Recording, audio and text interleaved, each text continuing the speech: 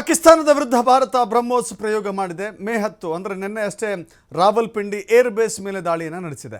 ಬ್ರಹ್ಮೋಸ್ ಮಿಸೈಲ್ನಿಂದ ದಾಳಿ ಮಾಡಿದಂಥ ಭಾರತ ಬ್ರಹ್ಮೋಸ್ ಕ್ಷಿಪಣಿ ಪಾಕಿಸ್ತಾನದಲ್ಲಿ ಬಹಳ ದೊಡ್ಡ ಹಾನಿಯನ್ನು ಉಂಟು ಮಾಡಿದೆ. ಪಾಕಿಸ್ತಾನದ 3 ಕಡೆಗಳಲ್ಲಿ ಬ್ರಹ್ಮೋಸ್ನಿಂದ ದಾಳಿಯಾಗಿದೆ. ಜಾಕೋಬಾಬಾದ್, ಬೊಲಾರಿ, ಸ್ಕರ್ದು ಈ 3 ಏರ್ ಬೇಸ್ನಲ್ಲಿ ಹಾನಿ ಉಂಟು ಮಾಡಿದೆ ನಮ್ಮ ಭಾರತದ ಹೆಮ್ಮೆಯ ಬ್ರಹ್ಮೋಸ್ ಕ್ಷಿಪಣಿ. ರಾವಲ್ಪಿಂಡಿ ಏರ್ ಬೇಸ್ನಲ್ಲೂ ಕೂಡ ಬಹಳ ದೊಡ್ಡ ನಷ್ಟ. ಬೋಲಾರಿಯಲ್ಲಂತೂ 7 ಜನ ಸಾವನ್ನಪ್ಪಿದ್ರೆ 15 ಜನರಿಗೆ ಗಾಯ ಆಗಿದೆ. ಅಲ್ಲಿ ಅಪಾರವಾದಂಥ ಹಾನಿ, ಜೀವಹಾನಿಯೂ ಆಗ್ತಾ ಇದೆ, ಆಸ್ತಿಪಾಸ್ತಿ ನಷ್ಟ ಆಗ್ತಾ ಇದೆ.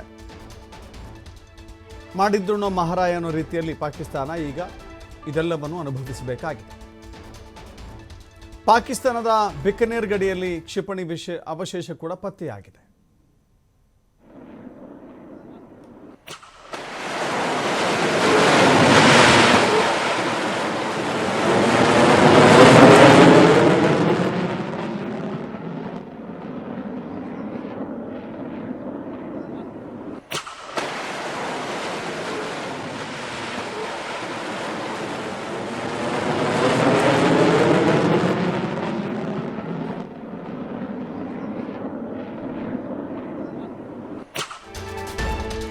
ಪಾಕಿಸ್ತಾನದ ಮೇಲೆ ಭಾರತದಿಂದ ಬ್ರಹ್ಮೋಸ್ ಪ್ರಯೋಗ ಯಶಸ್ವಿಯಾಗಿದೆ.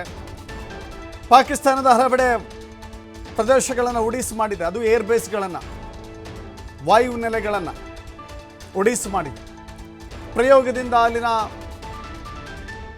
ಏರ್ ಬೇಸ್ ಬೆಚ್ಚು ಬಿದ್ದಿದೆ, ಧ್ವಂಸವಾಗಿದೆ, ಪುಡಿ ಪುಡಿಯಾಗಿದೆ. ಪಾಕಿಸ್ತಾನ ಇದರ ಮೂಲಕ ಬೆಚ್ಚು ಬೀಳುವಂತೆ ಮಾಡಿದೆ ಭಾರತ. ಅಮೆರಿಕ ಮೊರೆ ಹೋಗಿದೆ ಪಾಕಿಸ್ತಾನ. ಈಗ ನಿನ್ನೆ ಪಾಕಿಸ್ತಾನದ ಮೇಲೆ ಬ್ರಹ್ಮೋಸ್ ಬಳಸಿತ್ತಲ್ಲ ಭಾರತ, ಇನ್ನೂ ಹೀಗೆ ಮುಂದುವರೆದರೆ ಪಾಕಿಸ್ತಾನಕ್ಕೆ ಉಳಿಗಾಲ ಇಲ್ಲ. ಪಾಕಿಸ್ತಾನ ಭಾರತದ ದಾಳಿಗೆ ತತ್ತರಿಸಿ ಹೋಗುತ್ತೆ. ಇದನ್ನು ಅರಿತಿರುವಂಥ ಪಾಕಿಸ್ತಾನ ಇದೀಗ ಅಮೆರಿಕದ ಮೊರೆ ಹೋಗ್ತಾ ಇದೆ. ಯಾವಾಗ ನಮ್ಮ ಭಾರತದಿಂದ ತೀವ್ರ ಮಟ್ಟದ ದಾಳಿಯಾಗುತ್ತೋ, ತೀವ್ರ ಮಟ್ಟದಲ್ಲಿ ಅದು ಸಹಿಸಿಕೊಳ್ಳಕ್ಕಾಗೋದಿಲ್ಲ ಅಂತ ಅನಿಸುತ್ತೋ, ಆಗ ಪಾಕಿಸ್ತಾನ ಅಮೆರಿಕದ ಕಾಲು ಹಿಡಿಯುತ್ತೆ. ನಮ್ಮನ್ನು ರಕ್ಷಣೆ ಮಾಡಿ, ಭಾರತದ ದಾಳಿಯಿಂದ ನಮ್ಮನ್ನು ಉಳಿಸಿ ಅಂತ ಹೇಳಿ ಗೋಗರಿಯುತ್ತೆ, ಬೇಡಿಕೊಳ್ಳುತ್ತೆ, ಕಾಲು ಹಿಡಿಯುತ್ತೆ. ಅಮೆರಿಕ ಹೇಳಿದ ನಂತರದಲ್ಲಿ ಕದನ ವಿರಾಮ ಘೋಷಣೆ ಮಾಡಿದ್ರೆ ಕಾಲು ಕೆರೆದು ಯುದ್ಧಕ್ಕೆ ಬರುತ್ತೆ. ಕಾಲು ಕೆರೆದು ಅಲ್ಲಲ್ಲಿ ದಾಳಿ ಮಾಡುತ್ತೆ, ಕದನ ವಿರಾಮವನ್ನು ಉಲ್ಲಂಘನೆ ಮಾಡುತ್ತೆ. ಈ ಕಡೆ ನೇರ ಭಾರತವನ್ನು ಎದುರಿಸುವಂಥ ಶಕ್ತಿ ಪಾಕಿಸ್ತಾನಕ್ಕಿಲ್ಲ. ಆ ಕಡೆ ಕದನ ವಿರಾಮವನ್ನು ಪಾಲನೆ ಮಾಡುವಂಥ ಸಂಯಮ, ತಾಳ್ಮೆ ಪಾಕಿಸ್ತಾನಕ್ಕಿಲ್ಲ. ಸೊ ಹೀಗಾಗಿ ಪಾಕಿಸ್ತಾನ ಅತಂತ್ರ ಸ್ಥಿತಿಯಲ್ಲಿದೆ,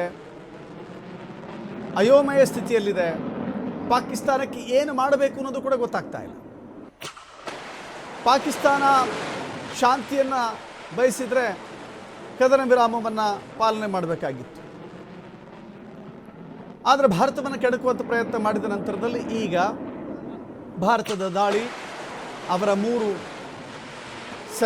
ನೆಲೆಗಳನ್ನು ಹೊಡೆದುರುಳಿಸಲಾಗಿದೆ. 7 ಜನ ಸಾವನ್ನಪ್ಪಿದ್ದಾರೆ. ಪ್ರಾಣಹಾನಿಯ ಜೊತೆಗೆ ಅವರ 3 ನೆಲೆಗಳು ಕೂಡ ಉಡಿಸಾಗಿದ್ದಾವೆ.